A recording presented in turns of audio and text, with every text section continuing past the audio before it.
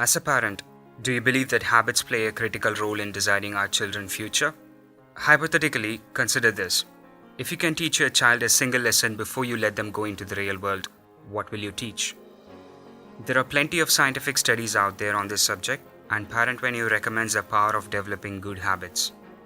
This one lesson alone will give them all the essentials to handle anything that life can throw at them, both good and the bad. In this video, we're going to be talking about how habits can influence our children's immunity and explain the 7 immunity-lowering habits that you should be aware of as a parent. Each one of them is important in its own way, so make sure you stick around till the end of the video. In my teenage years, one of my close friends at school, his name was John, he used to struggle a lot with throat pain and irritation regularly. He would visit his doctor quite often. Every time he would come back with a simple prescription for antibiotics and painkillers. But his condition did not improve. Months passed and John did not feel any better. When the visits to doctor was a regular happening, my friend thought he might as well skip the doctor's visit and go straight to the pharmacy to get the pills. At least this way he could save some time and money. Before his parents could realize he was self-medicating, this became a habit for John. Whenever we wanted to hang out with him, he would not be able to join us cause of the pain. Growing up, he missed out on a lot of fun evenings with friends. This restricted him from being socially interactive too. It was a rough few years for my friend. It took him years to understand the triggers for his allergies. By then, it was too late for him. He did eventually figure out the cause and made necessary lifestyle changes that helped him recover completely. If only he had a time machine to go back to compensate for the time he lost with friends and family. This shows us that we can learn from other people's mistakes and prevent them from happening in our own lives and families. The moral behind this story is to urge all parents to understand that medication is not the be-all, end-all solution. We have to teach our children to look past the pain whenever they are ill, to understand the root cause, or ask them necessary questions to help them understand the root cause. Popping a magic pill will not solve the problems. This is a wrong way to look at things. Research shows that about 90% of the visits to doctors are for problems that are stress-related. There is a great misunderstanding among parents on the biology behind how our body's immune system keeps us protected from pathogens. Our body's defense system is so profound. We just have to give sufficient time for our body to heal itself, but we seldom do that. Many parents don't realize that fever is not a sickness. Instead, a defense mechanism where immune system increases the body temperature to kill off the germs. Of course, certain medical conditions would require immediate medical attention. What we are suggesting here is that every parent needs to be conscious of creating a healthy environment towards medication. Your doctor is the right person and you should be questioning him a lot about the necessity for any medication that he's prescribing. We can help our children incorporate physical activities like exercises, yoga, meditation. With proper nutrition can all help in tandem in boosting your children's immunity. Remember this, most medications only treat the symptoms. Habit number 1, understanding the medication. Research shows that a person at least once in their lifetime fall in the trap of eating as a relief whenever they are feeling depressed or worried. Our children are no exception to this. Back in my school days, a girl joined newly in the middle of a semester. She was a very reserved and a shy person. Understandably, her whole life until then was built in her old school, and suddenly her dad had to move and everything changed for her. She particularly had difficulty in managing things at school. She did not know how to express this discomfort to her parents, so naturally she kept things to herself. Her mom did not know what was happening with her and just felt the need to cheer her daughter up. So she would cook her favorite dish quite often. Surprisingly, it worked like a charm. Indulging herself with food was a regular occurrence whenever she felt upset from things happening at school. Soon, this indulgence expanded to things that was bothering her outside of school. Clearly, a destructive habit started to take shape. Unfortunately, it was not that evident for her parents or even herself. This put her on a path of overweight and subsequently child obesity and diabetes. Here is a concept that every parent needs to understand. Every habit has 3 critical ingredients: trigger, response, and reward. In my friend's case, feeling bad was the trigger, delicious meal was the response to the trigger, the reward was escaping the depression and feeling better. This is how lifelong habits are shaped in our brains. By being aware of how our children's brain and their nervous connection work, we'll be able to guide them shape a better life. Remember this, overeating as a trigger can be harmful in ways you can never imagine. Habit number 2 is overeating. We all grew up to the saying that cleanliness is godliness. Many of us find it hard to live up to this saying on a daily basis. If only we were given more information on this subject while growing up. In most of the Indian households, about 9 out of 10 families, you could see the most common cleaning tool is a broomstick. Yeah, good old broomsticks. I never understood their mechanism though. From what I have noticed, they do nothing. They do literally nothing to eliminate the dust particles. Instead, they just displace the dust particles from one place to another. The tiny dust particles that can be of serious trouble for our children and their immune system are left behind wandering our homes. This is highly concerning. Cleanliness in bedroom is a whole different story.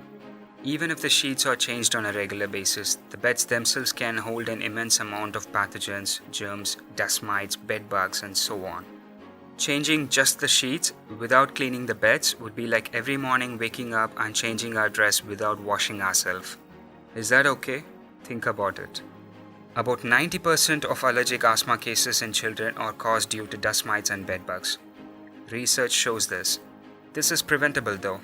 Simple habit change such as changing the cleaning methods, say for example using a high-powered vacuum cleaner and steaming the beds with professional steamers at least twice a year would do the trick. In the description below, you can find links to our top picks for a great vacuum cleaner. Be sure to check them out. In short, having a clean home is essential for a healthy immune system. Habit number 3 is importance of cleanliness. Detoxification. We are very much aware of the fact that toxins build up in our bodies on a regular basis. It's just normal biological process. It becomes abnormal when these toxins are not eliminated on a regular basis. Naturally speaking, our bodies does have inbuilt mechanisms in place to eliminate these toxins. The bowel system helps in removing solid food waste.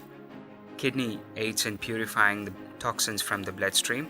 Liver aids in processing waste from other organs of the body.